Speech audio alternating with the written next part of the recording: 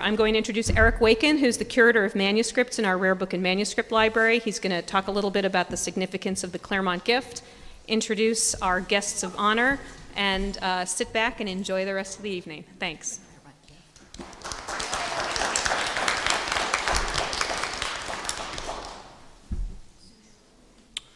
Thanks again, and welcome back to Comic New York.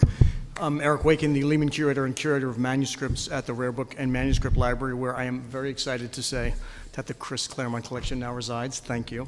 I'm also a professor in the history department, and I have used graphic fiction and nonfiction in my courses, and I've always thought it's great that a scholarly institution will finally recognize the value of these objects, these material collections, and to see comics, or however you want to describe them, as having artistic, literary, historical, and pedagogical merit. I want to say that little did I know as a teenager in Queens, growing up and stealing X-Men comics from my local stationery store, that I would even learn the word pedagogical, and now that I would apply it to these things as objects that teach us and from which we can teach others. And it's a wonderful karmic experience for me to see this thing happen and come back here. But seeing Chris's work alongside other Columbia collections, like the graphic novel collection, the Barnard Zine collection, and seeing what they can all do for education, for scholarship, for learning, for the general public, because that's what we're about being open to everyone, is a wonderful experience. So let me say a few words about how the material objects that underlie some of the conversation you're about to hear with Chris Claremont and Louise Simonson come together from a curatorial and historical perspective, because sort of interesting series of things have to happen historically over the last 20, 30, 40, or 1,000 years as we collect material. First is Chris has to have ideas in his mind, which we're grateful for, and which resulted in what he once described as 70mm comics, widescreen cinematic productions about intimate stories. So we're grateful for Chris's brilliant mind. But remember, archives can't do much with what's in your mind. It's in your head, it stays in your head. You have to make a record. And unless you make some record, some material form, a paper record, a digital record, it doesn't exist. The history of the creative process won't exist. The end products might, but how it got there won't exist. Notebooks, exactly. So we're grateful for Chris's ideas. We're grateful that he wrote them down in absolutely meticulous detail. I can tell you that, I hope you don't mind, I've been in the archive in the back looking through the stuff, and it's really cool to see it. Finally, though, you can have the ideas, you can write them down, but you got to save them. You have to save them, right? So here's where we're really grateful. Not only did Chris have the ideas and write them down, he's a meticulous archivist. He saved stuff, organized it, and he writes really, really neatly. And I can tell you, having taught people who wrote in the 18th century, 19th century, that's a valuable thing for scholarship. It becomes more accessible when you can read it. So we're grateful that he could preserve material of all its major writing projects over the last 40 years. The Chris Claremont collection includes correspondence, notebooks, drafts of short stories, plays, novels, comic books, and material from his early career and training as an actor as well. So thanks for thinking it up, thanks for writing it down, thanks for saving it. That's what we do in the Rare Book and Manuscript Library. We preserve material, and we make it accessible to the general public, not just Columbia. I was shocked to find out most people don't know. We are open to the general public. The library's not, but the Rare Book and Manuscript Library in the library is, and we encourage people to come in and use our materials. And what we do is we preserve it, we save it, and we take material in and we put it in some kind of intellectual order so people can find it.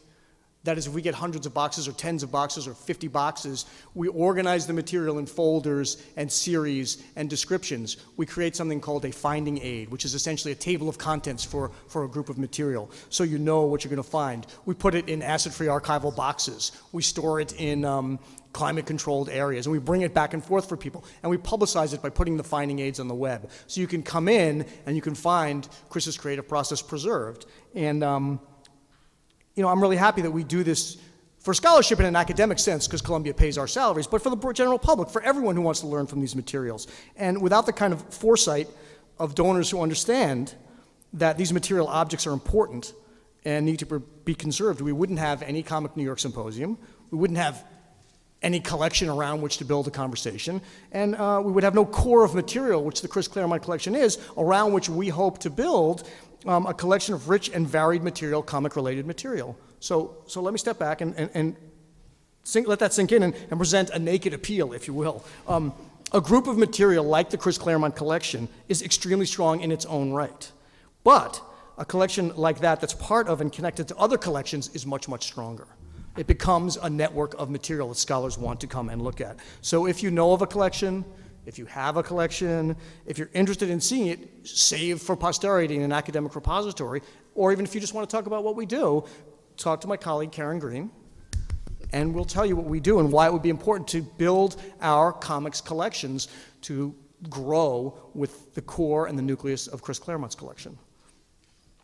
We want to be the destination for comics research, and we have a long way to go to get there. So thank you so much for coming out and showing the interest in this man's work. I'm not going to babble on anymore because you can come here to hear me. Let me briefly introduce Chris Claremont, whose initial unbroken 17-year run in Marvel Comics, The Uncanny X-Men, is legendary.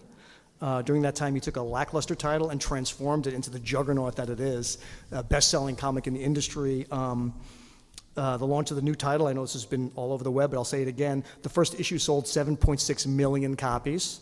No one has yet come close to that record. And Chris's work underlies the work you see in the X-Men films, what most generations now see in the X-Men films. My son said to me the other day, "Did you know that Wolverine has metal in his bones?" And he was going on and on about it. I said, how did you find out about this? I tried to shield you from this, but it's impossible. Chris, you know, the other thing about Chris's work is that it's helped us reinterpret the idea of the superhero as a mythos in the sort of genre across all sorts of platforms. And he continues on to other genres. I know he's written at least 10 novels. I couldn't quite count how many there were, but they're illustrated historic fantasies, prose works in science fiction and fantasy, and I know he has more on the way. I hope we'll hear more about that. To discuss the significance of Chris's work, we're joined by Louise Simonson, comics writer and editor, who has written titles for DC and Marvel. She created the comic Power Pack.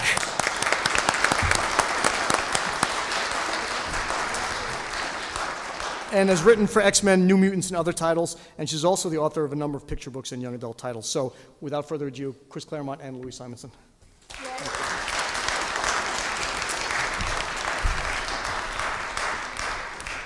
Colloquially known around the office by those of us who worked for her as the boss. Yeah, right. Okay, my first question is, I get done with a job, I take the paper or the whatever's on my computer and I dump it. Chris, you don't dump your stuff. Where did you keep all of this paper? And how much of it was paper and how much of it is, I don't know, computer stuff, files? There are two answers. One is the real answer, and the other is the answer I desperately try to figure out before my wife shows up. Okay, real answer, quick, Beth's not here. I didn't throw it out because I always figured, especially when it was hard copies, that I might need it again.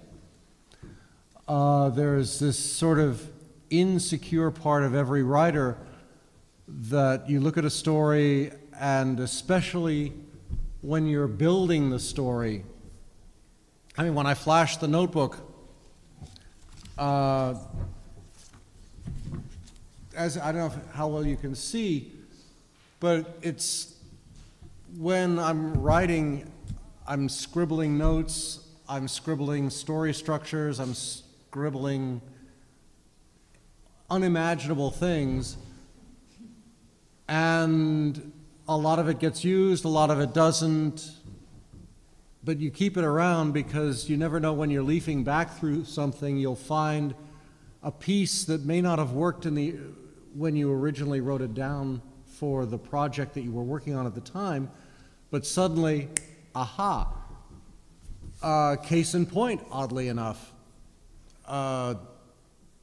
many years ago, Marvel had the license to do John Carter, Warlord of Mars, which was originally started by Marv Wolfman and Dave Cockrum, bless his heart. And oddly enough, one of Dave's covers for Dejah Thoris is the cover of the new edition of John Carter that's just come out from it's from the UK. Penguin. Thanks, Peter. So they started it, but I'm sorry, I'm a geek. I love John Carter. So Marv moved on, I took over. So I wrote a 12-issue graphic novel, a graphic novel broken into 12-issue parts. And I was going to write another one, but we canceled the series. So I took the notes, filed them away. They sat there for a very long time. And then I got a call last year. Hey, there's a John Carter movie. We're doing an anthology. You want to write a story for it? And I said, oddly enough, I have a story. But I don't do work for hire. Not a problem, it's public domain. I said, oh, thank goodness. So I took the 12-part graphic novel and condensed it down into one 8,000-word short story and sold it. And it was published in John Roberts' anthology a month ago, Under the Moons of Mars. And it is an example of how in writing nothing goes away.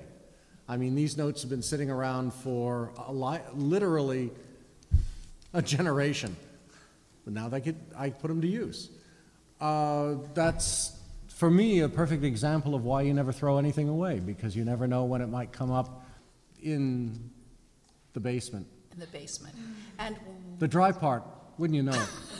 just as well, No.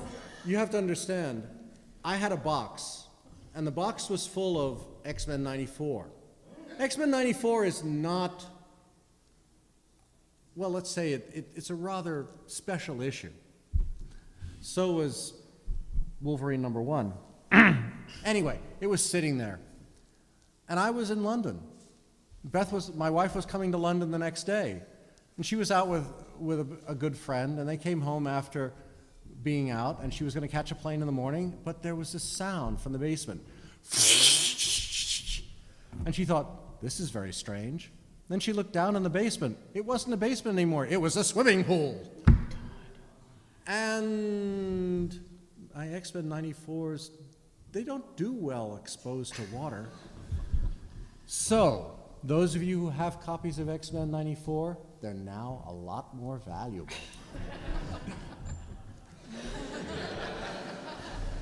So I assume these notebooks are up on a shelf then?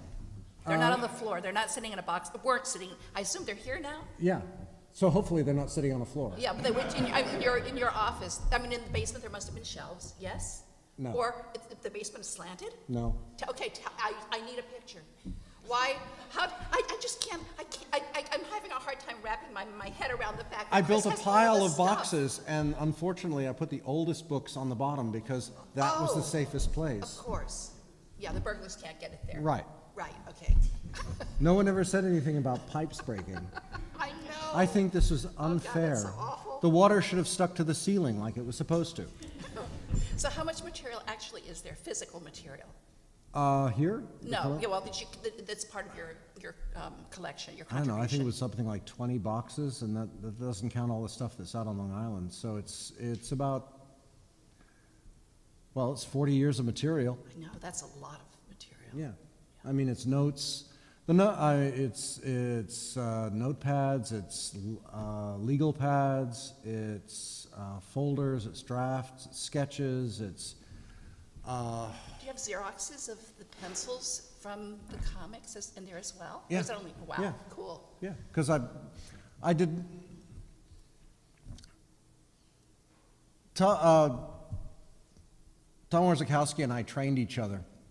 He trained me to indicate balloons properly so a letterer could letter it, and I trained him to deal with like volumes of copy. No, I mean, Tom and I, we started, my second script was one of the first things he lettered. Oddly enough, Frank Miller's second professional job was one of my early scripts for John Carter. But you make connections, and the thing with writers is you like to be a pack rat. You want to see your story at every stage. So you have the plot, you have the pencil, Xeroxes of the pencils, Xeroxes of the lettering, Xeroxes of the inks. Now you have coloring. It's much more efficient now in that everything is done as a digital file that is shuffled together at the last minute. But in the old days, what you would have is a page that was about yay high and yay wide, which would be hand lettered on the art or on an overlay that was pasted to the art. Corrections were actually done on the original art, corrections to the script.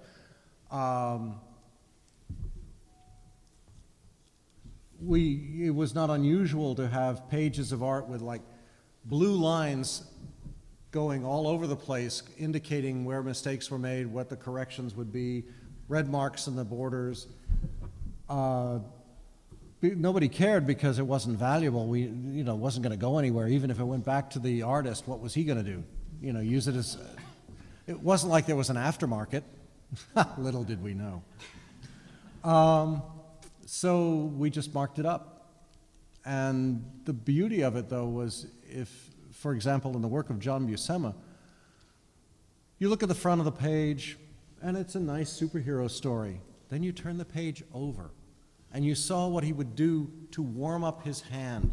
And you would sit there kind of going, holy shit. Pardon me. I mean, the things that artists would do for the giggle are just breathtaking. They'd try out, okay, does this shot work? Does this layout work? How does this figure? I feel like drawing dinosaurs. One artist I know is extraordinarily gifted at drawing dinosaurs.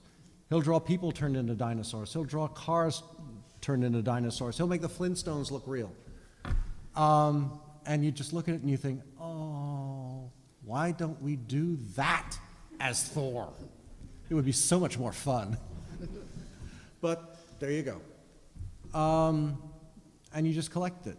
You collected the Xerox if you couldn't have the original, because you never know when an image will trigger a story. The best example I can speak of, poor Louise, she has like this volume of questions. I'm just babbling on. No, you're answering all my questions. This is great. Go ahead, keep talking. But we're stuck with doing this X-Men Teen Titans crossover, and we don't know what we're going to do with it. And I have this image in my head, and I'm telling her, here we're looking at Dark Side? No, I can't remember where in outer space it was. He was looking at the wall, but anyway, and you see this energy metamorph into a figure that metamorphs into Dark Phoenix, and this voice says, "Who dares summon Dark Phoenix?" And this hand is just reaching in from off panel, and it says, "I, Darkseid." And Weezy's thinking, he's insane, but this could be fun. And suddenly this head sticks in the door and says, "Did somebody mention Darkseid?" And Walter Simonson is standing there with this big grin on his face, and we look at each other, we look at Walt, and boom. I think he said, if it's Darkseid, I want to draw it, is what he said. And for some reason, I thought, should I argue with him? I mean, there are certain gifts when certain artists walk through the door and say, "I want to draw this," you immediately throw any other idea you have out the window and just go with it, because you know you're dealing with the best there is at what he does, and what he does best is so good. And that was the X-Men, the X-Titans. So what's the earliest piece of in the collection? Have you got anything from when you were a kid or when you were in college? When did you first start writing things down? Oh, And turning them into stories? 6th grade? Do you have anything from 6th grade? I hope not. Dang, I love that stuff. I'd love to see where you had come from. Tell me what it was like in 6th grade that you made up a story about. Manual typewriter. You made up a story about a manual. No, that's how I Oh. made up the story on a manual typewriter. But I was tempted. Golly.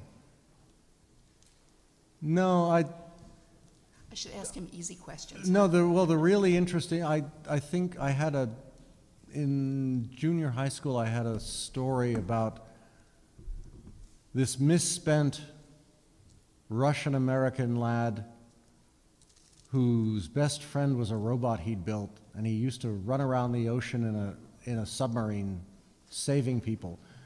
As I recall, there was a scene that I still where he ran into some obnoxious,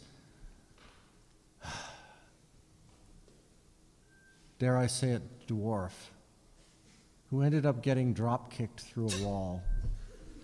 I'm in so much trouble for this. You were a child, it's okay. Yeah, but I wrote 40 pages. Really? That's remarkable. On a single-spaced 10-pitch manual typewriter. God. That's remarkable for a kid that age, though. I mean, you really obviously. It was really twisted. I bet. I wish you still had that. That would be I great. don't want to. I might. That's what's scary. I- Somewhere in the archives, this stuff may actually no, be. I hope so. His mom may have it if he doesn't. No. I didn't leave anything with my mom. Oh, you didn't? No. What do you think? My father threw it all out. Seriously? I left for college and he threw out all my comics, including the Superman from November '63, where he tells President Kennedy he's Clark Kent because the president should know these things. And it was on sale for about 36 hours, and then for some unspecified reason, they pulled every copy. Okay, And I had a copy. right, and my everybody father else threw who has it one out. of those is now more valuable than it was before. Oh, I just don't even, or some guy down at the dump just, oh my God. So And it's just paid off his, debt. what was the first comic you read? Do you remember when you were a kid? Oh, yeah. In England, they had weekly comics magazines for young kids. The most celebratory of which was Eagle, which oddly enough was created by a Church of England minister. It was designed to A, tell really good stories, and B, impress on impressionable youth conscientious forms of behavior. So it would tell you stories about being a Boy Scout, about heroes, but you had Ralph Bellamy doing Dan Dare, Sky Pilot of the Spaceways, but you also had the life of Montgomery of Alamein, the life of Churchill, the life of Christ. Not quite as exciting as the life of Montgomery of Alamein, but On the other hand, the scene I remember, which just goes to show something about British comics of the day and of the modern era, young Jesus, he's like 8 years old, maybe 10. He's out horsing around with friends. And one of the friends is bitten by a snake. Big panic. Everybody, what do we do? What do we do? Well, young JC understands these things, gets the kid down, whips out his blade, does an X on both wounds, reaches down in a proper Boy Scout fashion, spits out the poison, then wraps it up, and they call for a medic. And it was brilliant. It was technically accurate. And let's face it, if Jesus can't be a Boy Scout, what's the point? But it was a good dramatic moment, but it also taught you something important if you're ever in the Sinai and you're bitten by a snake. The unfortunate thing being if the 30 seconds it takes to draw out the poison is about the time it takes for the poison to kill you, but that's a whole different argument. But that was the sort of ethic of the comics you'd find in Eagle. In addition, you'd have Roy of the Rovers football stories, and you'd have stories about British commandos in World War II. It was fun and games for young lads. But Dan Dare was a seminal piece of young adult science fiction, adventure fiction. If you go down to Forbidden Planet in the village, on 13th Street, they'll probably have copies, hardcover copies of it, and it's worth a look because it's brilliant stuff. But that's what, my grandmother had got me, sent me, had an ongoing subscription to it, and I'd get it every week. Cool. So that got me infected until high school, and that's when I discovered the FF meets Galactus. That's one Jack of my and questions. Stan and Jack they did it, and then then it was Roy and John Senior and John Buscema on the Avengers. Excellent. And one step led to another. And then one of the reasons I'm very glad to be here is that one of the speakers tomorrow is Al Jaffe. And unfortunately, it's all his fault. Al Jaffe got me my job at Marvel when I was in college. And if not for him, we wouldn't be here. Which, in terms of alternate worlds, is such a tempting thing to play with. I mean, where would Marvel be without the X-Men? Oh, golly, that's just too tempting. Never mind. Anyway, but Al got me my job. He recommended me to Stan. Stan called up, heard I was willing to work for free. Next thing I knew, I had a job. You were an assistant editor at that point? No, I was a gopher. We hadn't even invented interns then. Was this while you were still in school? Yes. Okay, was it over a summer then? No. So how did that work I went out? to Bard College, which used to be affiliated with Columbia, but then Columbia decided they really were far too respectable for Bard and ditched us. But the part of the ethic of the school was they would shut down from January to March, from Christmas to March, basically. And coincidentally, that would save a fortune on the heating bills, since we're upstate New York.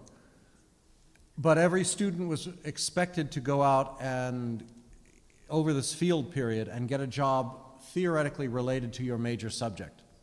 And the idea was to do an internship or some apprenticeship or something practical related to the academic work that you were doing the other 7 months of the school year.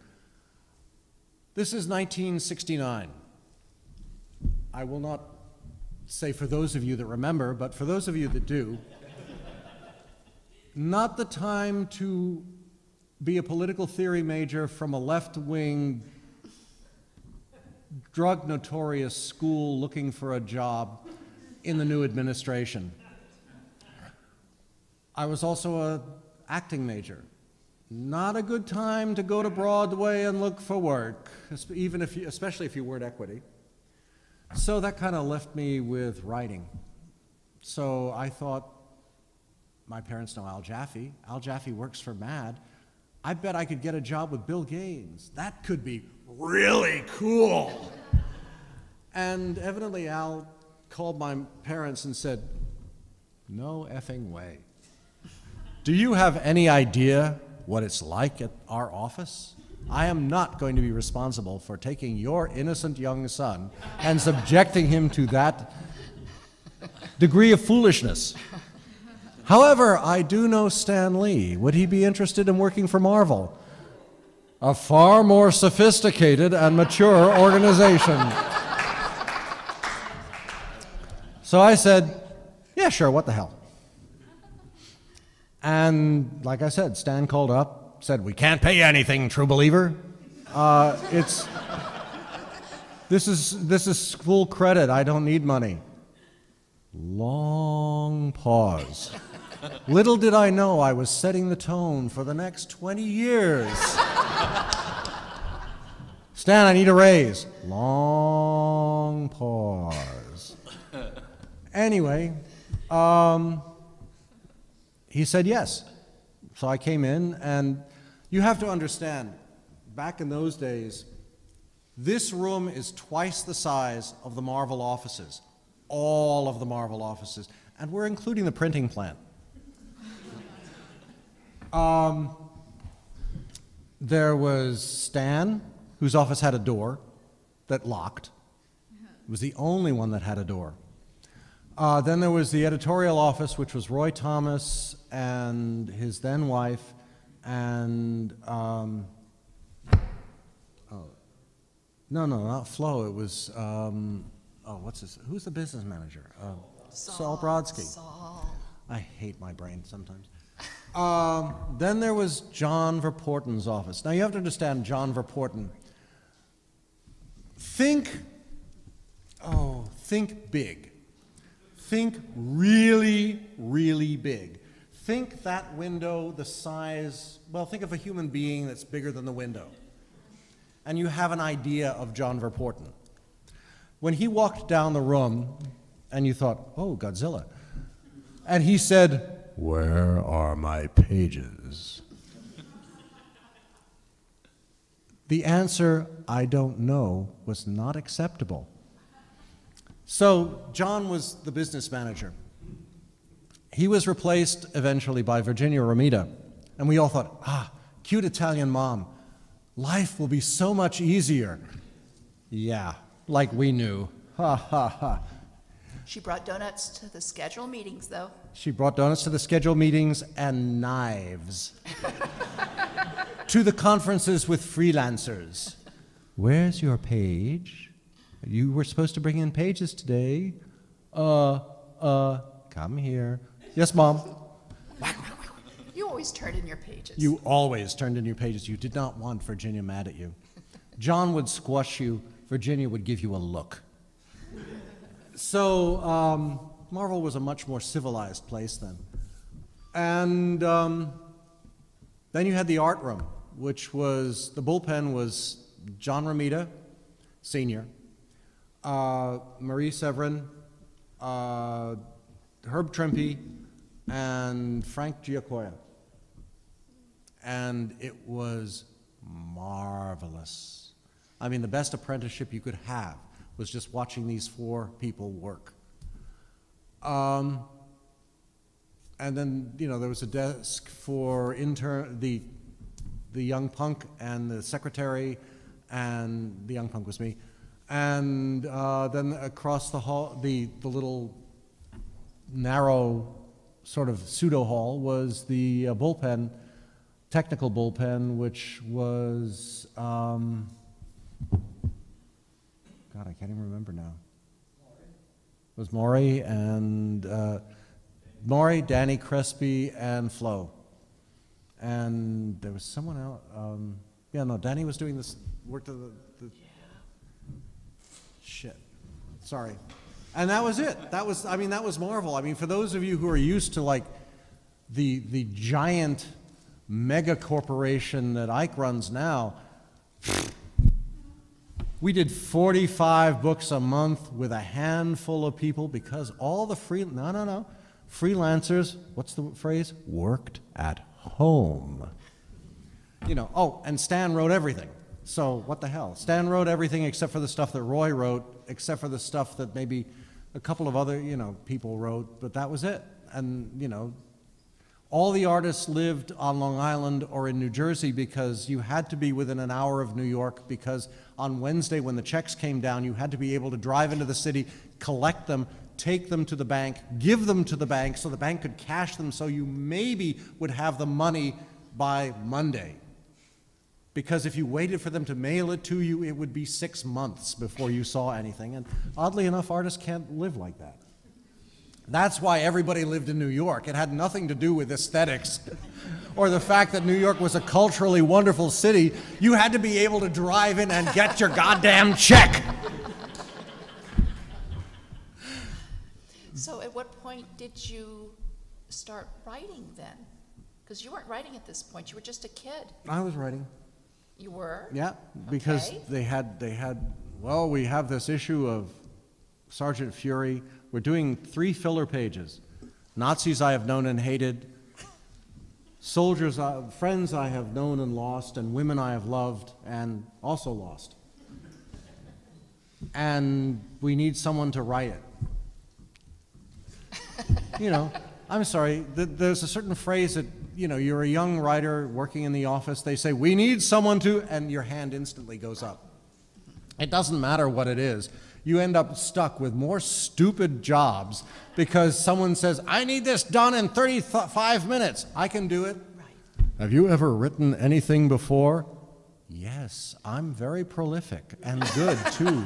That's right. Okay, we need this by tomorrow morning.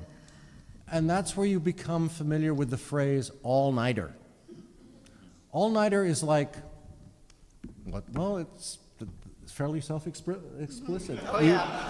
It's like somewhere around 3 in the morning you're thinking, boy, the view from 81st is not too shabby. Oh, look, the building's on fire. Wow, I could use that. I'm not kidding, that actually happened one night. It was very weird. I think I'll go over to Zabar's and get some food, you know. Oh wait, they're not open yet. Damn. But that's when you're young and too stupid to know any better, you take every job that comes your way and then you realize, what have I done?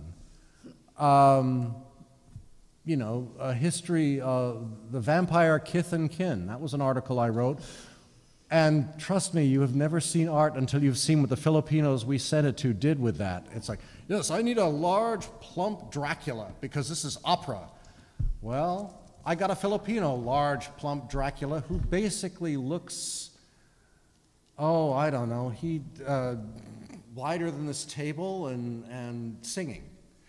It was very weird, but what the heck, it was fun. So at what point did you get the first book you got handed? Well, the first thing I would do is after I got back to Bard and was writing in between writing political theory papers and foolishly using comic book references in my political theory papers.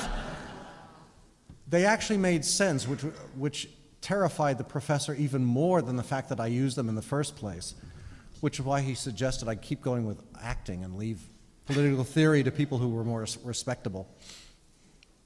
I just started sending in ideas. I figured, well, God, if these guys could do it, I can do that. And then Roy foolishly bought one, you know, and then he bought another one and gave it to Archie Goodwin to write, and Herb Trimpe drew it, and suddenly I had a published Hulk story. This was the second Jarella story, which is absolutely visually beautiful. And let's face it, if you're going to be ghost written by anybody, Archie Goodwin is the best there is at what he does, and he was as brilliant a writer as he was an editor, and that's saying more than any of us deserve. And one step led to another, and then, you know, I got out of college, I came down to New York, I was making the rounds as an actor and sending out submissions to Marvel, and foolishly they'd buy some. And then a job opened up on staff for an assistant editor in the black and white horror books division. But we can only afford you 2.5 days a week. So that means we're only going to be able to pay you $110. Cool. 2.5 days is good. $110, that'll pay the rent. Forgetting, of course, there are taxes, but how many taxes can you take out of $110? On the other hand, it was the 70s. the early 70s. So New York was cheaper then. Oh, yeah. That's right, you lived down the block from me, Oh, that's yeah. right. I You had lived a- on the other My side first of apartment Amsterdam. was $100 a month, and eventually I moved into one that was $150 a month. So one bedroom on the Upper West Side. I couldn't get the apartment I really wanted down in the Village because it was $125 a month, Well, and you that know. was out of my budget. Those were So the I moved days. in. I moved in on 81st Street, and the interesting thing was, so Weezy's south. She's east of Amsterdam. I'm west of Amsterdam, so I'm closer to Zeebaars, which was only one little storefront then. Ha! But between us was a bar. This bar on the corner was notorious. It had Cadillacs parked out front that were longer than my house is wide. I mean, these things we're talking like 7-meter long Cadillacs. And guys whose hats were almost longer than the cars. And you generally gave them you didn't walk your dog anywhere near it, assuming anyone had dogs in those days, which they didn't, because around 3 in the morning the fights would start, and around 3:30 there may or may not be gunshots, and around 3:35 there may or may not be lots of blue and whites. Well, actually there were black and whites then, black and greens, flashing lights.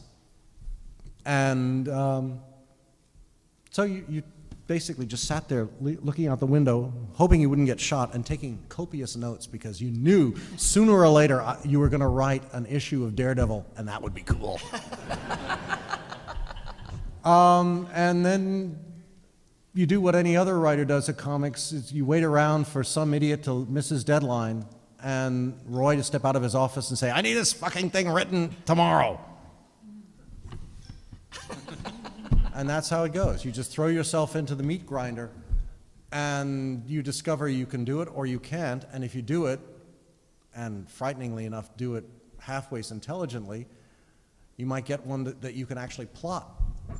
And fortunately for me, Jerry Conway missed a couple of deadlines, and I wrote the scripts, and the next thing I knew, I had War is Hell. Yes, that's a good comment. Which lasted another 7 issues, but in the process, I got 2 of the best stories I ever saw Herb Trimpe draw. So it was worth it. So what was the first regular series you had? War is Hell. Okay, Well, that was- actually, Giant Size Dracula, I suppose, would count, but that was a Yeah. quarterly. All right, but then you got Power Fist. Is that right? No. Actually, then came Iron Fist, Iron Fist, that's one. I think. No, Iron Fist and X-Men were roughly about the I was same gonna say, at time. what point did you get handed X-Men? Which was, that's a lot to hand a young writer. Holy moly. Okay. Yeah. It was a bi-monthly of a book was. that died the death. Yeah, and how many Oh, characters? I'm sorry. I should point out. Sorry. Parenthetical aside, just to show you that see, always happens. Weezy asks a sensible question, and I immediately remember something I forgot to say 20 minutes ago. That I was supposed to ask him, but I forgot to ask. So, When I was an intern, when I was a gopher, one of the things we had to do was proofread.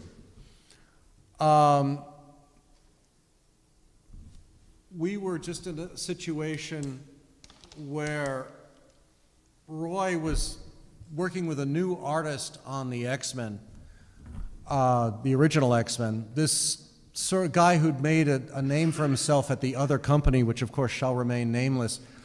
You may or may not have heard from him, this Neil Adams. So I'm sitting there and I'm dealing with mail, still talking about the Werner Roth issues, which were not ferociously exciting from my ignorant, childish point of view. And then Neil's first issue comes in make-ready form, which is a finished comic book without the cover, which comes in about a month before the printed issue comes in.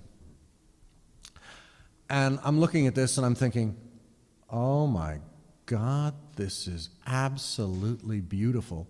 And then the next day, the originals came in for the third issue he and Roy did, which was Gene and Scott. Oh God, it was, I have to go back and look at my notes, but it was brilliant. And I'm looking at this, and I am awash in this. It is the most wonderful juxtaposition of art and story I'd ever seen. I mean, Neil was at the top of his game, Roy was at the top of his game, and their games were pretty damn good. And, of course, Marvel canceled it. Because in those days, you didn't get the sales figures until 10 months later. So here it is, January of '69, and they didn't find out until Christmas, really. Well, Halloween, and they thought it was a joke, that when Neil took over the book, the sales headed for the roof.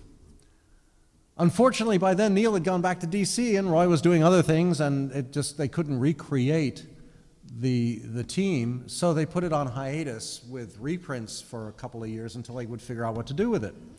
So jump ahead 5 years, it's now 1974.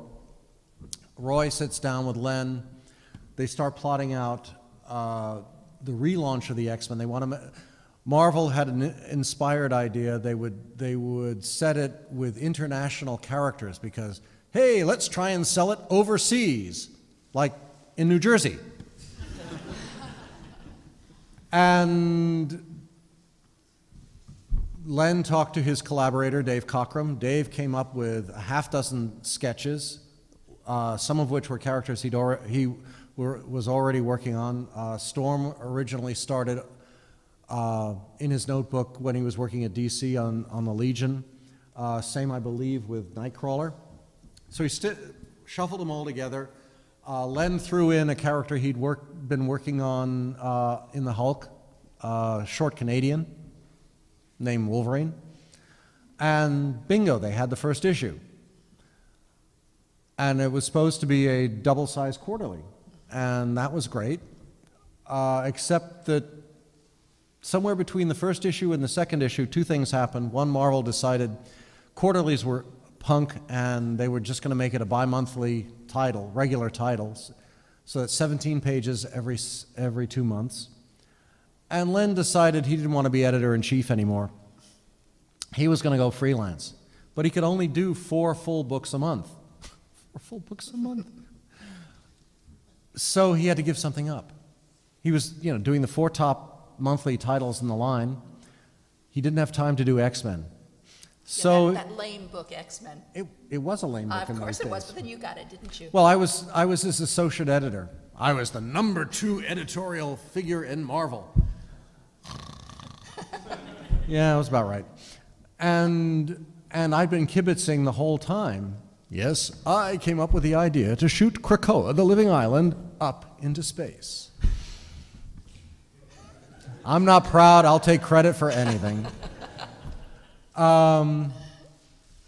Anyway, Len said, "You want to write it?" And I said, "Yeah." Actually, I didn't. I kind of said, "Yes."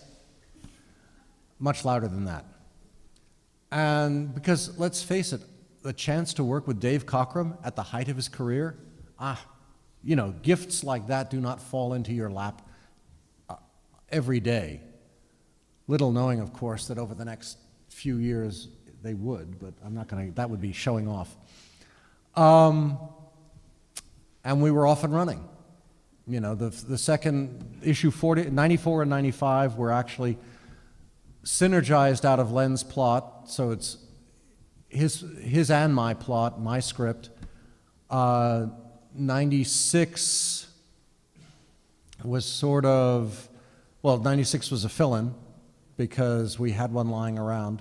So the first real issue that's mine and Dave's was 97, which we figured, what the heck, we haven't done anything silly yet.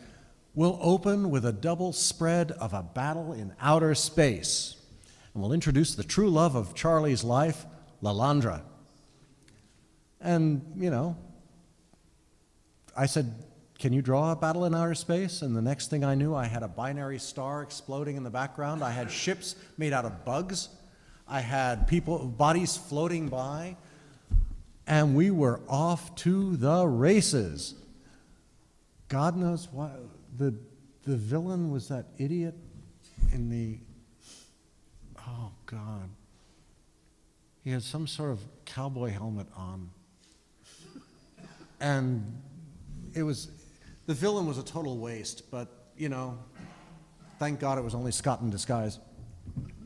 And then we hit our speed with 98, which was the battle in outer space and Jean's transformation into Phoenix.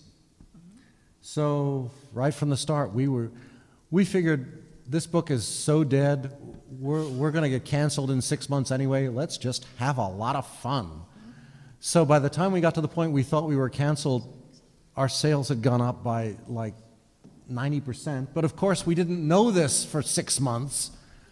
And by the time everyone realized what we had on our hands, we were dealing with elves and fairies in Ireland, as I recall, and the resurrection of Magneto, not necessarily in that order. And great fun was had by all. Really, one of the advantages of being handed a book that everybody is convinced is going to die anyway is that they let you do anything, and so you can get just as creative as you want to, and nobody stops you. Well, because nothing. What have they got to lose? If anyone had the slightest inkling of what was in store, Len wouldn't have let me anywhere near it. I mean, part of it. I mean, one example is that, and from Len's point of view, I was bastardizing all the characters, because I look at Nightcrawler and it's like, why does he have to be the bitter? Dave and I would talk about this, and why does Nightcrawler have to be the bitter, tormented, twisted, evil guy?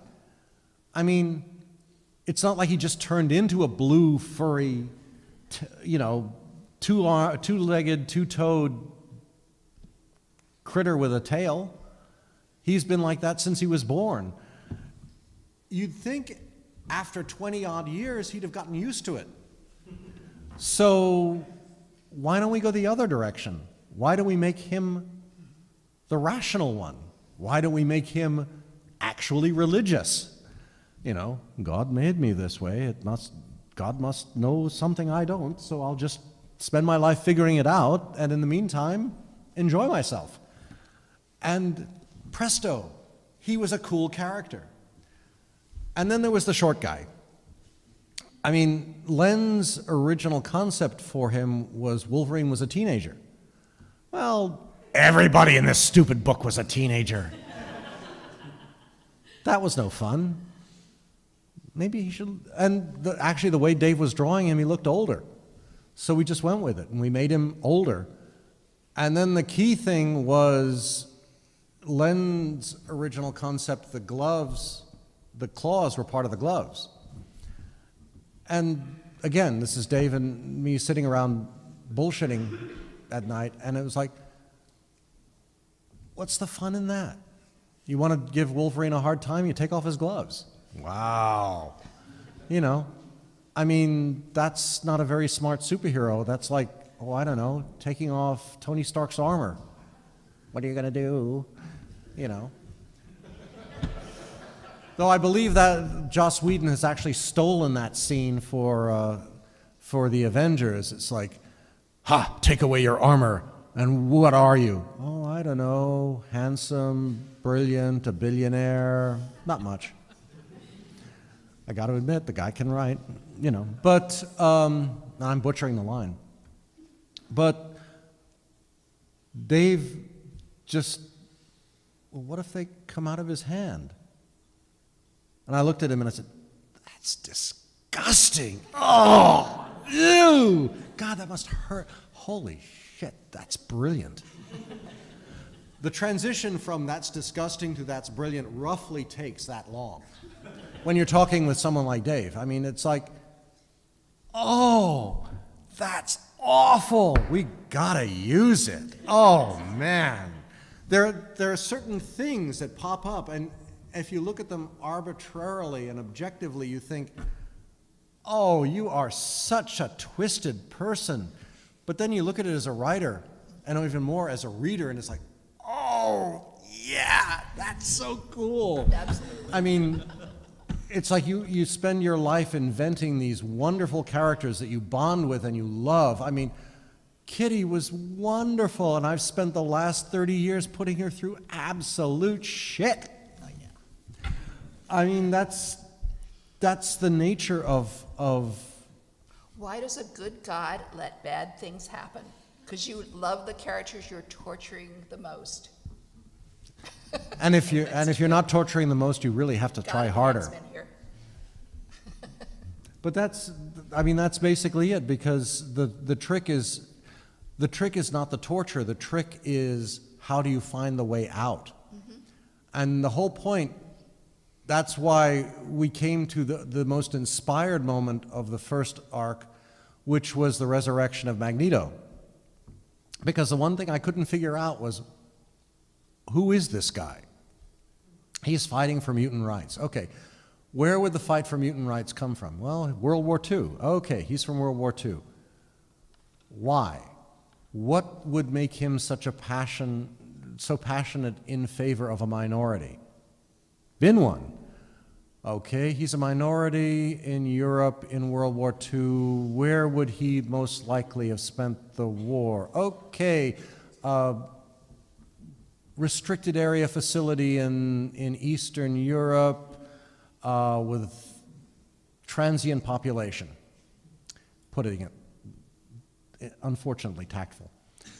How would he get there? Making him Jewish would be too cliched. We'll just leave it ambiguous for now, but over the next 15 years he became Jewish. But that was it. And then suddenly, okay, if he's that, if he comes out of Auschwitz, if he comes out as a victim of the Holocaust, if he is determined to prevent the Holocaust from happening again, if he's trying with every fiber of his being to save his people, then he's not a bad guy. Oh boy. And at that point, stories open up like there's no tomorrow, because it's not just a yin and yang, it's opposite sides of the same coin. You have Charlie on one side, you have Magneto on the other side. You can do their brothers, incredible brothers, spiritually if not physically, and the fight is personal. And immensely personal, because they're heading in the same direction, they're going for the same goal, they just have different means to that end. Each of those means are defined by the past they have endured or have evolved through. And the beauty with Magneto was that, as we ended up doing for the next 100-odd issues, we could take him to the point where he realizes, I've totally fucked up. This is wrong. What I'm doing is wrong. But can I make amends? Can I do it right? Is it possible for me to do it right? But what if I'm not wrong? And the idea was to lead him to the point where he would become temporarily the headmaster in Charlie's place of the school. And ultimately, my intent was somewhere around issue 200, maybe 250, sorry, 300 or 350, to kill Charlie and have Magneto become the head of the school and turn him into a hero, and invent a whole new villain who would not have any socially redeeming qualities and be just absolutely, totally cool, but who the readers of the 1990s could bond with the way the readers of the 1970s did with Magneto. The problem is, my feeling was, by recycling characters over and over again, we deny each generation the chance to find someone special for themselves. Wolverine was the special character for the 70s, beginning of the 80s. Rogue was the special character for the mid-80s. Gambit and Bishop, I guess, for the late 80s, early 90s. You would need someone new and someone breathtaking for the aughts. But the series had to evolve. My hope was that if you came back every 100 issues, you would gradually see an evolution of the series away from the original cast. Scott moves off with Madeline. They have kids. They live happily ever after. He's still available to come back to the team on a special occasion, a big moment, an exciting, the Cyclops miniseries that would be on a par with the Wolverine miniseries, but not as a regular character because he's grown up. He has a life. He isn't just a guy in a skin-tight suit. There's something more to it than that. He's accepting responsibilities, as we all must.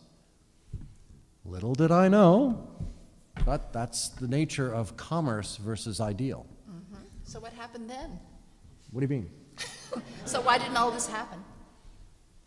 Why didn't Scott go off and stay married to Madeline and they had babies? X Factor, for one thing. There was this idea. There were these people who names shall remain nameless. Mm. Otherwise, John will be really pissed. I'll let him. The problem was the problem was I was looking at it. This is my book. Oh, we've run out of time already? No, you got 15 minutes to tell this story, so make it. 2 hours already? God. Yes. Ah. And you all want to hear this story. I'm such a blabbermouth. You're good. Which story are we telling? X Factor. Oh, that one. And how it spun in like a just totally knocked So off. here we were. It's Marvel has now moved downtown. We're on 28th Street. Mm-hmm. Just down the corner, just around the corner from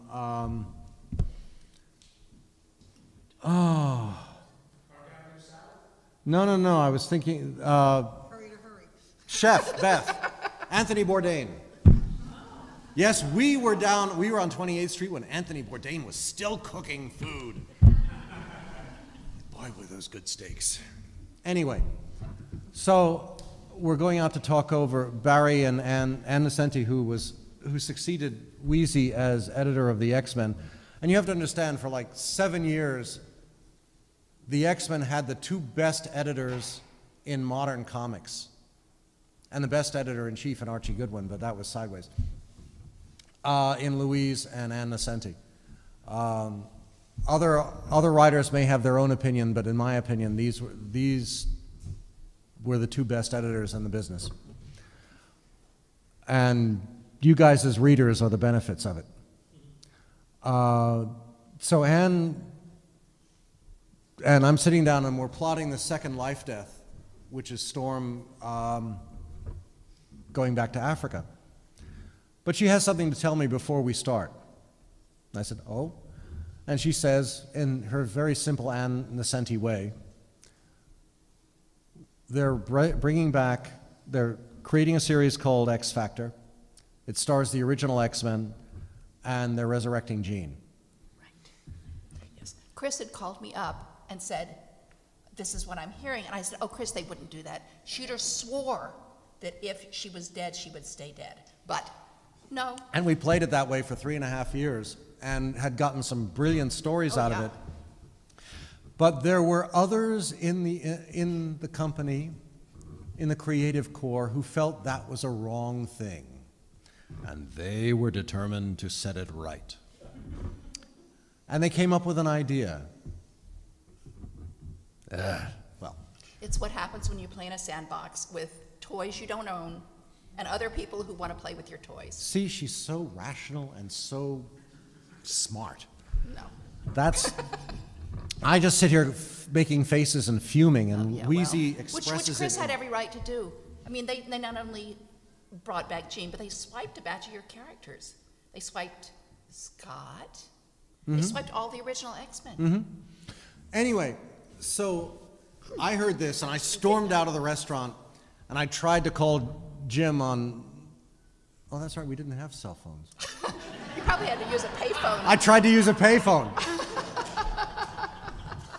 And it was a Friday. It was a Friday after hours. The receptionist had gone. Nobody was answering the phones. And I couldn't get back in the building. I was so pissed. So we came back and we had dinner, and I went home, and I thought about it for the weekend, and I came up with, I must say, and it might be in the Columbia Archives, a really cool alternative. And I came in Monday morning with a pitch. Okay, you want a Gray to team up. I got one. Sarah, Jean's sister. Jean's sister who hates mutants. Why? Because she is one, and she doesn't like it. How do we know this? Because I'd just written this short story for Epic, where she and Jean get kidnapped by, of all people, a Tuma, and transformed into Atlanteans. Go figure.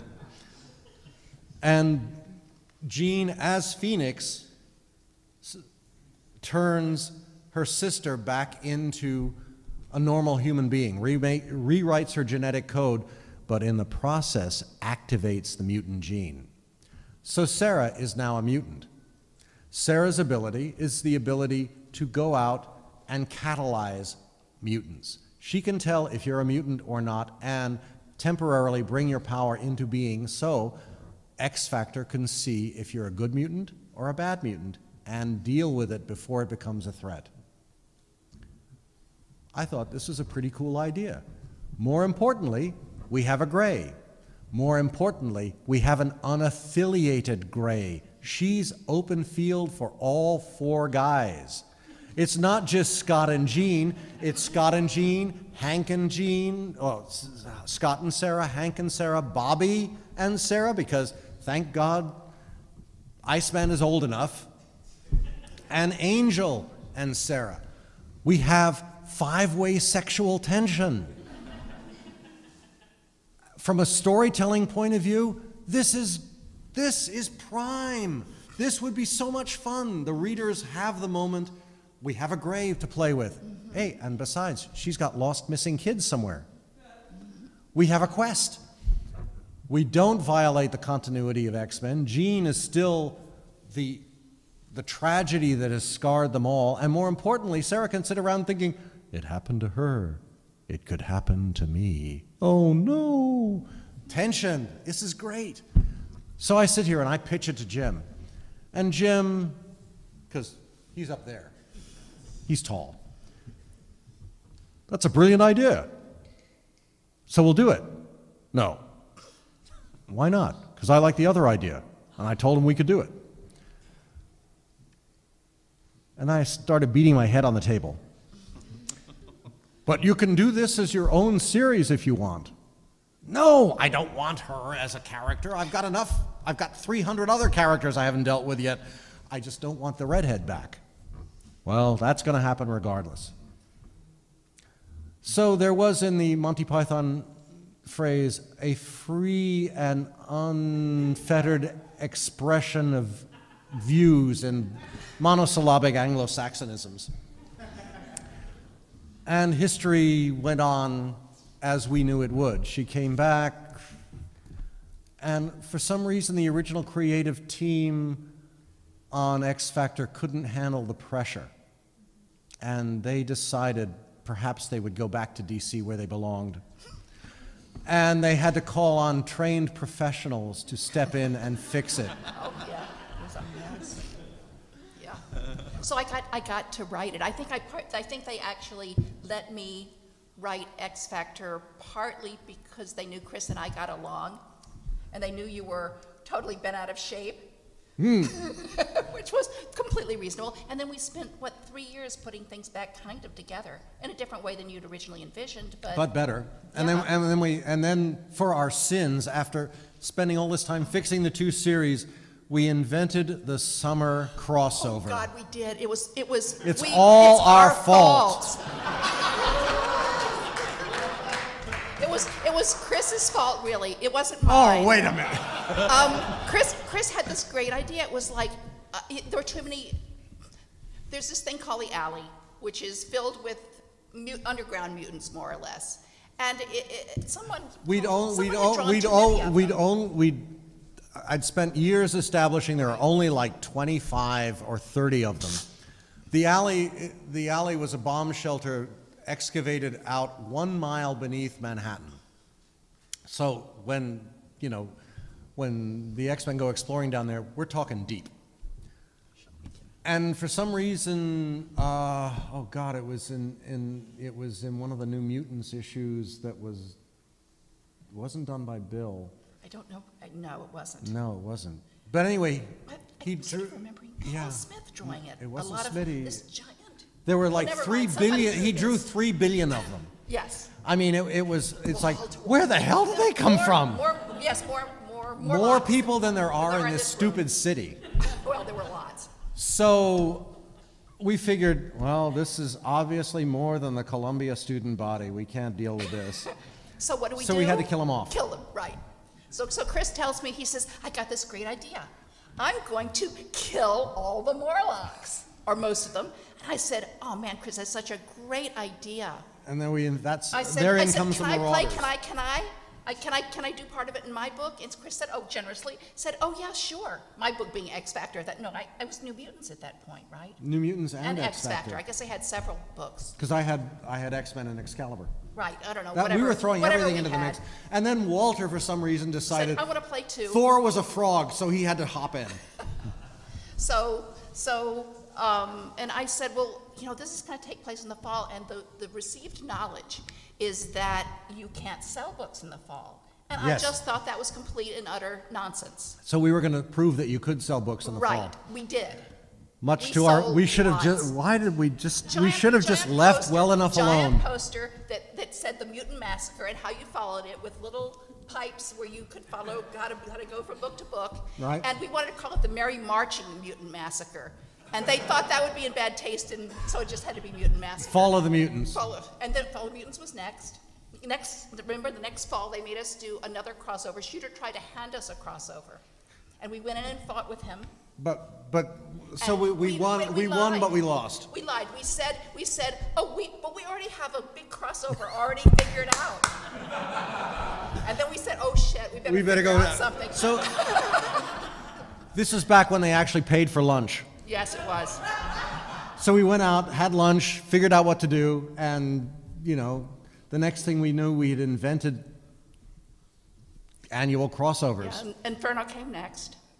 And then the Avengers got in on the act, and everybody was doing it. Yeah, I know. And then, but see, we figured it was cool because Ann left us alone, and even Bob left us alone. Yes, he did. We just sat down and plotted these ideas. Little did we know what lay in the future. The editors wanted to play too, and they would start plotting them out and telling us what to do. And we thought, well, that was after my time, so I didn't have to worry about it. It was after my time too, thank goodness. That was the 90s. We all know the 90s. Okay, we have 2 minutes left, so say something Before the brilliant. questions? Yes. Something brilliant. I'm nothing if not creative. Nothing. Well, nothing anyway. Do you have any? Okay. First of all, tell us what you're working on now, because you've blown off work for hire stuff. Yeah, Yeah, blown it off completely. Blah. You're doing books. Novels. Yes. Okay. So tell us what you're doing. Quick. Well, I have one novel that's looking for a publisher. So if you know any publishers, tell them to get off their ass. And then send the next one my way. Yeah. Yeah. And I'm working on one young adult novel. It's the start of a series, hopefully a series, about New York that is much like the New York we live in, except that it isn't. And an adult adventure novel set along the Silk Road that involves mystery, murder, pillage, the end of the world as we know it, and, the usual. No redheads, though, thank God. One has to know one's limitations. It's true. Oh, yes, and something uncharacteristic for me. The novel in China actually has a guy as the hero. We're trying something. I'm trying something new. Chris We're being shifting famous. away from the women. Yeah, for why once. can't that, you're one famous Why can't girl, this character be done as a be woman? Yes. Right. One of my favorites. Well, the So we weird did- thing we- is, it's like Go ahead. when I started in the industry, there were no women characters worth the name. I mean, the reason my eyes popped out when I saw Neil's X-Men was because his presentation of Jean Grey was just like, oh, she actually looks A, good, and B, like a hero. Wow, and not a half-bad miniskirt either. But, I mean, the girls didn't do anything.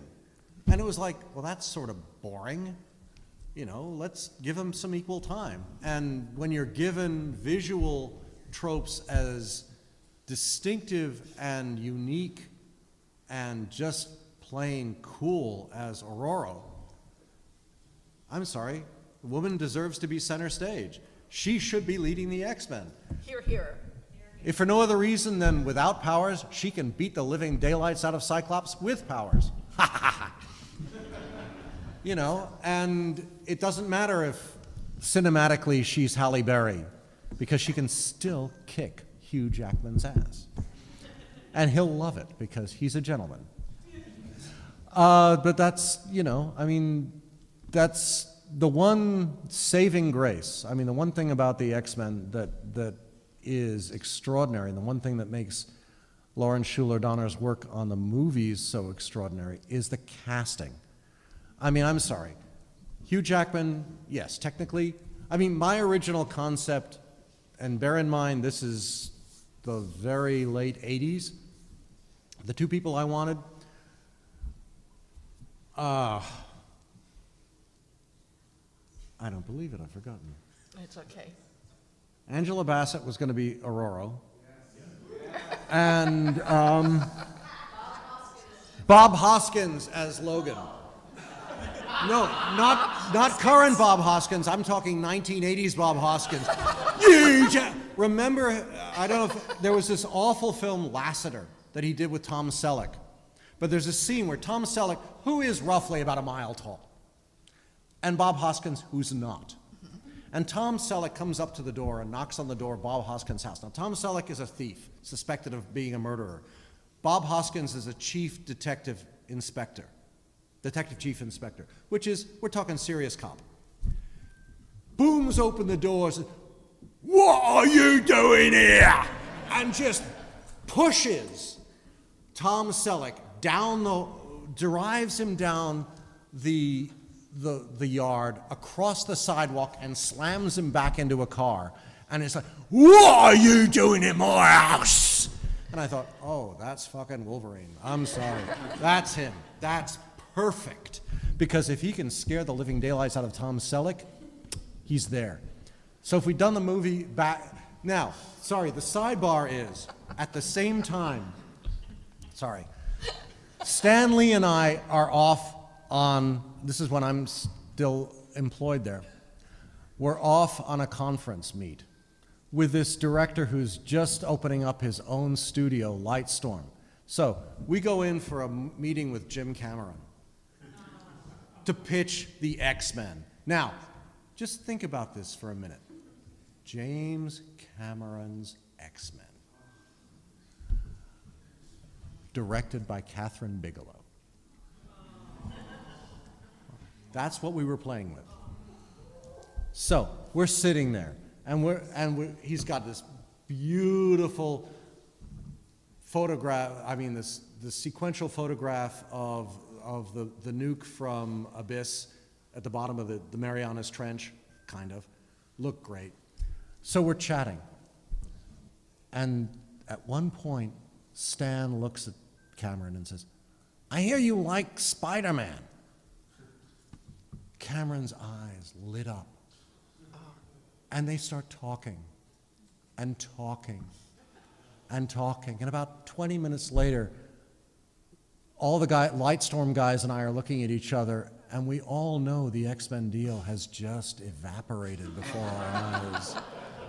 Cameron goes off and writes a screen treatment for X-Men that gets eaten alive by all the idiots who have a piece of Spider-Man, because Marvel, during its evolution, has sold off the rights time and time and time again to Carolco, to Universal, to this, to that, to Fox.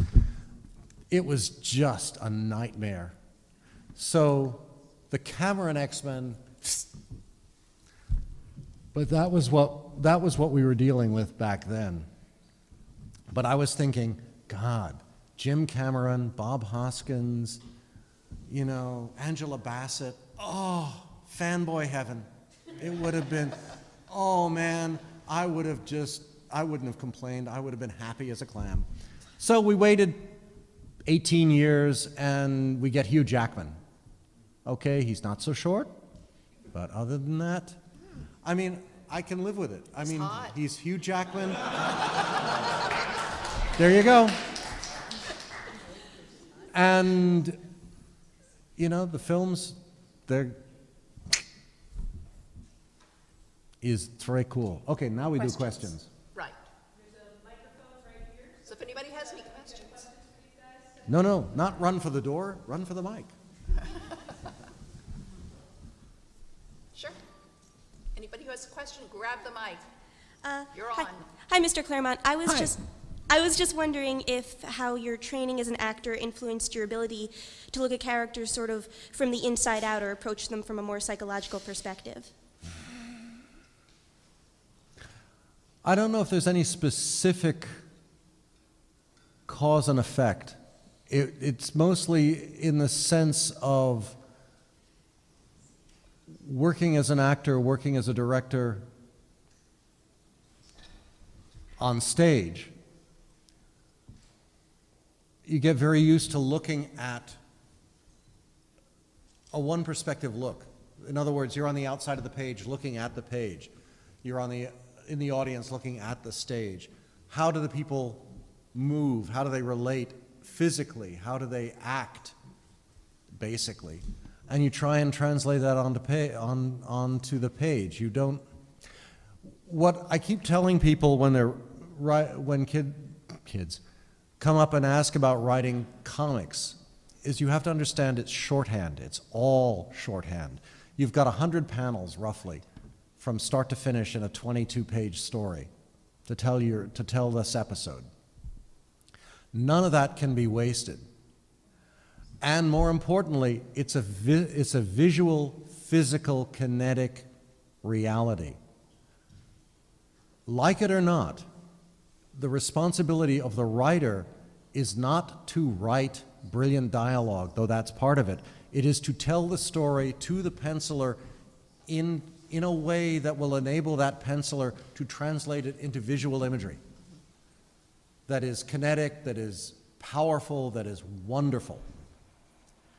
And ideally, the words that you put on the page are the icing, are the bits and pieces that focus the events or that tell you stuff that can't be conveyed in the art.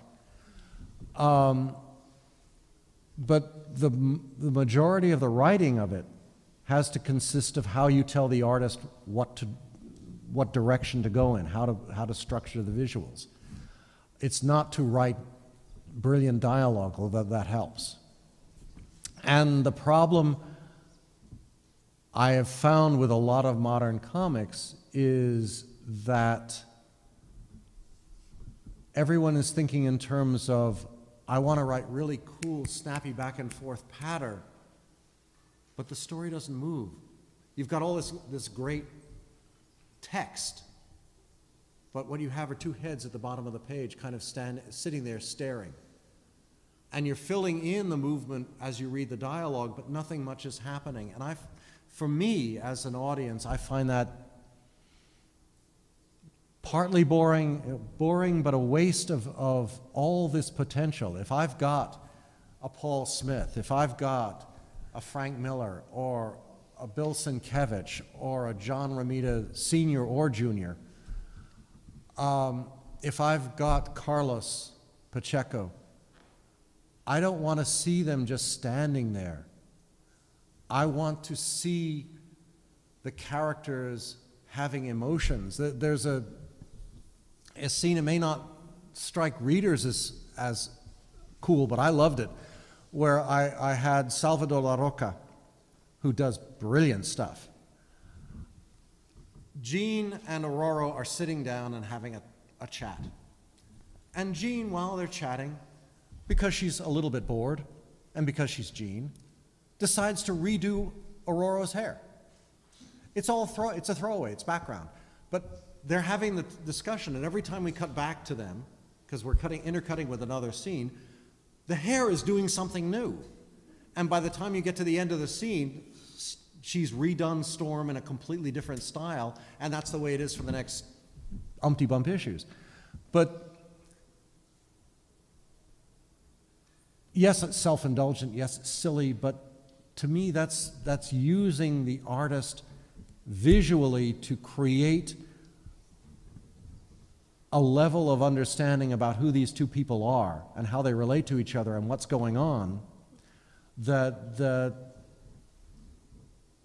is there for you to see rather than read it in the dialogue or in the captions. And that to me is the fun of comics, is that it's like making a film, but it's more than making a film, because unlike films, we have captions. We can actually have a narrative commentary on what's going on. It's not in favor right now, but it's a tool that's there when you need it. Does that help? Yes, thank you very much. The other thing you have to learn is how to speak economically. Unfortunately, I'm trained to be paid by the word.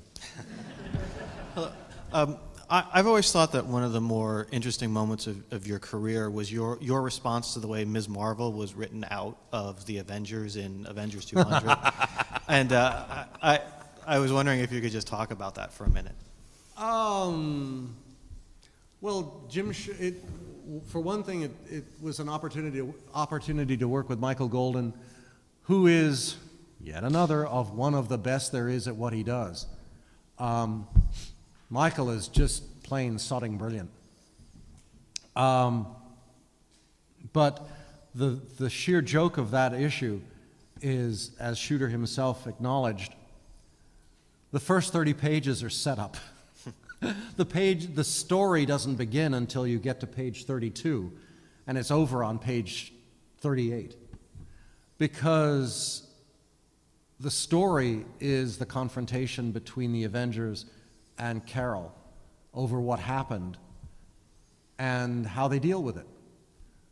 And part of the exemplar of that is there's this beautiful page where you have this half-page shot of establishing shot of the back of the mansion with a swimming pool and the X-Men all around it, and the Avengers Quinjet dropping down to a landing. Yes, we have a clandestine base right outside New York. Nobody notices that we have jets landing and taking off at all hours, but it's secret. And then the bottom three panels are there's this glorious sort of 2.5 shot of Carol on the right with Aurora next to her, and then in the background is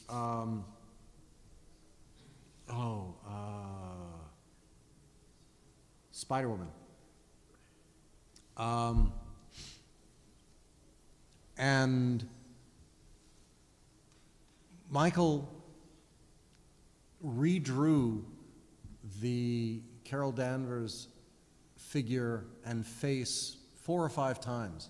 I mean, he'd finished the whole rest of the page, but he would just draw it and erase it and draw it and erase it because he couldn't quite get it right, because that was the money shot.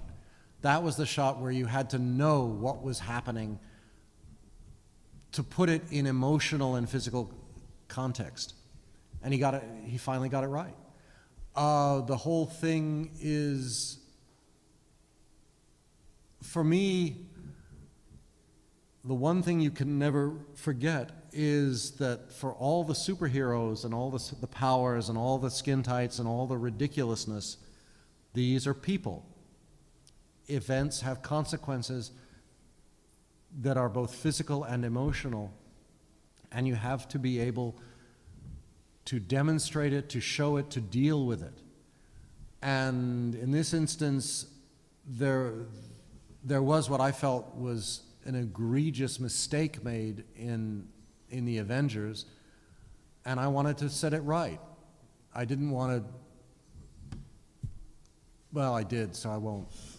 But it was a way of saying what was done in this story was wrong. Someone should have actually seen it before it was printed and said, wait a minute, but they didn't. So, okay, you take the mistake, you turn it into some sort of, for want of a better phrase, asset, and you make a story out of it, and out of that story will come the evolution of what comes next. And presumably you could then take the evolution of the character from that point and to, I think they're reintroducing her as the new Captain Marvel? Yeah. Okay. I like Dave's costume better than this iteration that I've seen of the old, whatever. But that's not, not my book, I think not my character. I don't have to worry. But that's how it goes. And I think I wouldn't be surprised if there are plenty of times where you might see, I don't know, Brian or whomever do the same thing to a story I've done or a character that I've played with. A lot of it has happened with Magneto. That's in my way of structuring it. That's why I deliberately set out in X-Men 1, 2, and 3 to kill him off. Yes, I know he's not dead, and I knew he wouldn't be dead, but my iteration of Magneto died in the 3rd issue as Asteroid M goes collapsing into the atmosphere, because that way I could say, whatever comes next isn't mine. And thank God it wasn't. But that's it. Anyone else? No questions. Oh my God. It is. Oh, wait, there's some. Oh, One last one. I guess you've worked in your career in a lot of different mediums. You've written books and comics. I was wondering if you could talk a bit about the difference in the manuscripts that we'll see here between a comic book manuscript and a novel or movie script. Or well, comic looks very much. A full script. It's a description of the scene followed by the text in the scene. So you'll have dialogue that goes to the edge of the page, then sort of recessed paragraphs for the dialogue. A straight script is a script. It looks very much like a film script.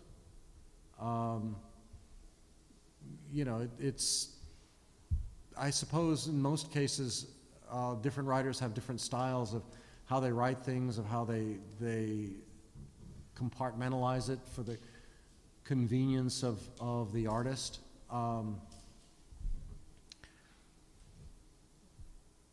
A novel is you just keep writing until you run out of gas. I've had novels that have gone to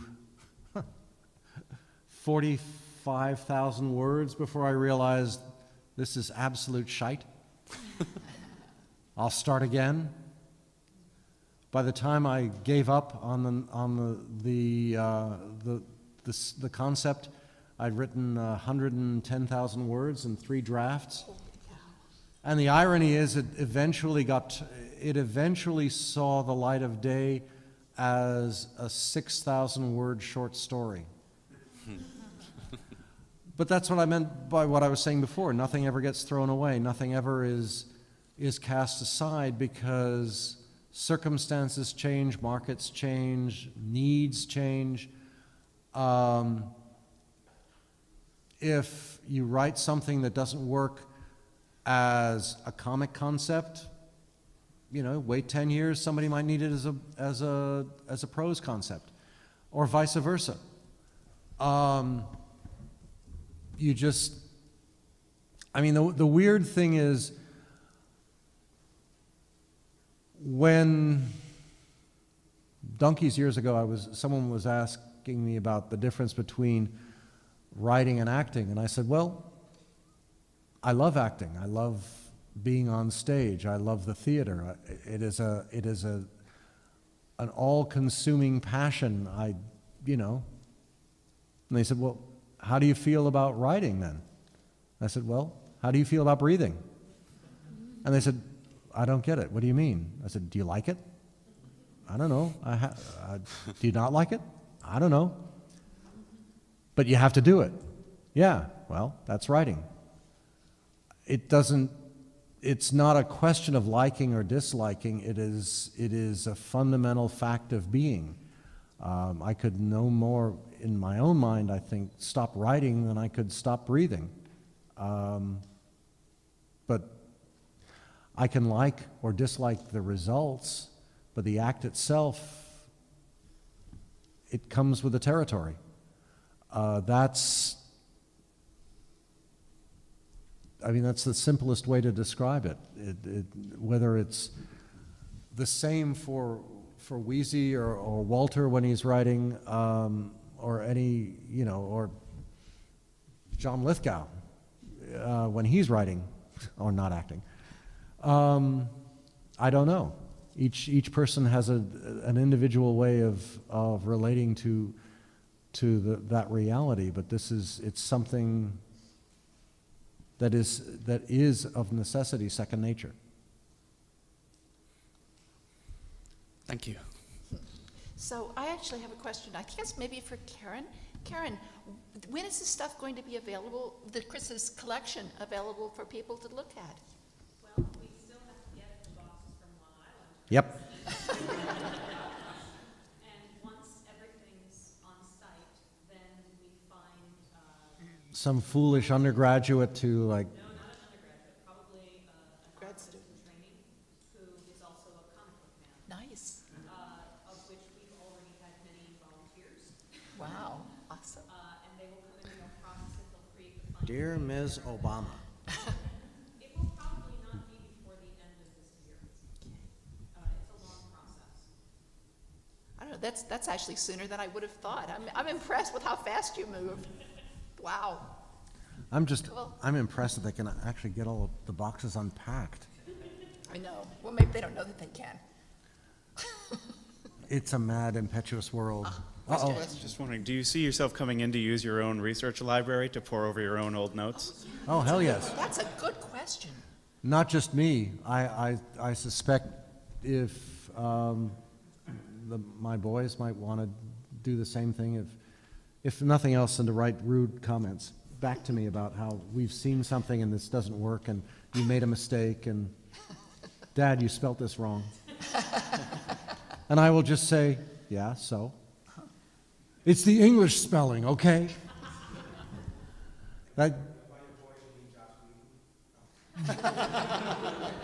Oh, the world is too small. But on the other hand, I should have made a list of the number of times I've gotten editorial comments back from various editors and proofreaders at Marvel saying, "Dear Chris, this is the United States. We do not spell the following words in this manner." And for some reason, my responses were unheeded. And I will not repeat them here because they would not be polite. And you're all far too young. Yeah. You've spoken briefly about how you write for the artist and try and express to the artist how you I write envision comics, this. yes. Yes. I was wondering if you would speak briefly on whether or not you write in terms of how you want the text to be presented, in terms of how you want the text box to be laid out, or how you want the penciler to write certain pieces. Well, in terms, there are two general ways of structuring comics. One is the full script, where you write each write a description for each individual panel and the dialogue that goes in that panel. And generally speaking, what often happens is you send in the full script, it's sent to the pencil artist and then to the letterer. You never see it again until the book is finished. Then there is what is colloquially referred to as the Stan Lee method, which is basically that Stan, when he was editor-in-chief of Marvel, was writing 14 or 15 titles a month. And even for Stan, and this is not bullshit, that was a bit much. I mean, but he did write something like 10 books a month, which for any of the rest of us is like, what?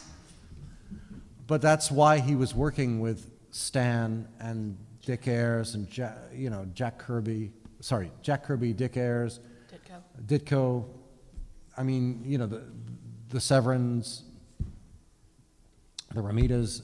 You need gifted storytellers. And then what he would do with Jack on the FF is he would sometimes just say, I don't know, you figure the FF fight Galactus, what do you think? And like 3 days later, Jack would come in with a story, and Stan would write it. But what you're doing is pulling the pieces together and just tossing them out there. What you're structuring is a description of the events, start to finish. You figure out this is this issue. You write a description for the artist. Walter Simonson has a great way of putting it. My scripts are only slightly smaller than Alan Davis's. And Alan Moore's, sorry. Alan Davis, totally different head. Alan Moore writes a page of single-space 10-pitch type for like a page of comic. You look at it and you go, holy. I'm only slightly less prolific. But as Walter described it, you look at this as an artist and you go, how the hell can I draw all this? And Walter said, well, but see, if you actually read it, very little is happening. It's all character description, it's all emotion, it's all the subtext of the moment. The actual physical acts that you must draw are like 3 or 4 lines in this vast colloquy. And that's it. As the penciler, you have to be able to pull those lines out and draw it. The rest of it is notes for him in terms of how you might want to position the characters, the angle you want to use, what their facial expression or their body expression is. But there are also notes for me when I come down and actually write the script. And I'll look at the notes, look at the art, and come up with a brilliant line that will encapsulate all of it, theoretically. But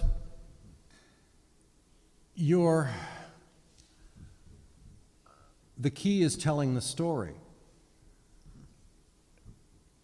It's not that you need be artful in terms of the words when you're writing a comic script or a plot. It's that you be clear. Whereas if you're writing a novel, you are both the artist and the writer.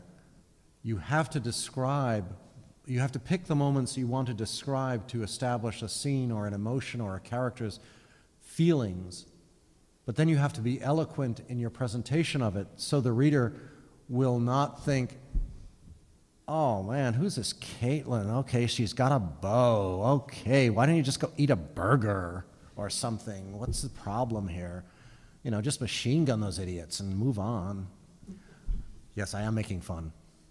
But, they're 2 different levels. The comic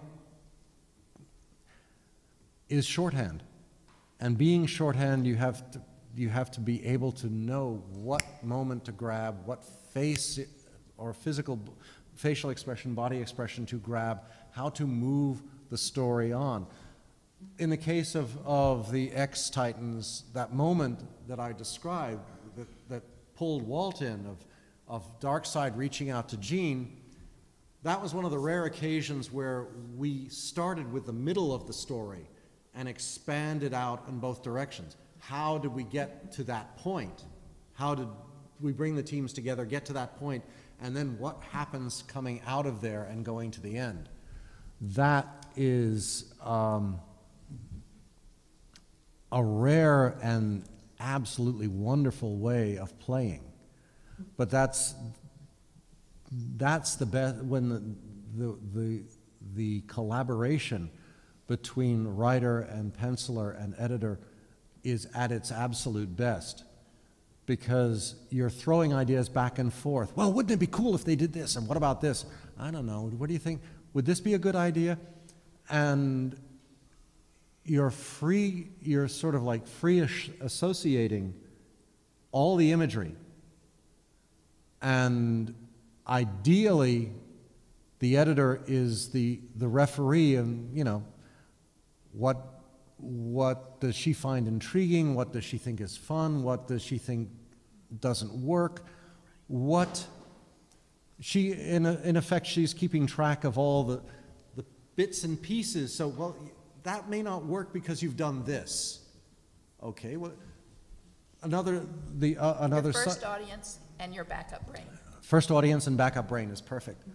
Another example, as a sidebar, is one day Frank Miller used to, when he was drawing and writing Daredevil, his editor, Denny O'Neil, called him and he needed a change made. He wanted this panel in the issue redrawn. And Frank's standing there and looking at it and looking at it.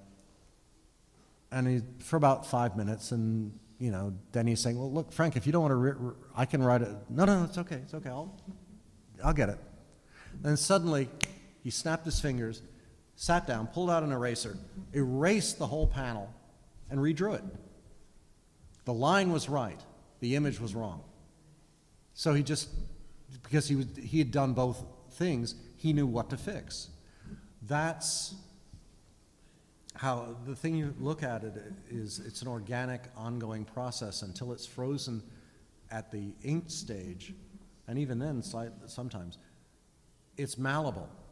But the idea always is to focus in on telling as powerful and active, in the sense of forward-moving a story as possible, and conveying as much information in this extremely conflicted amount of space. You want the reader to identify with the humanity, with these characters as people, not as icons.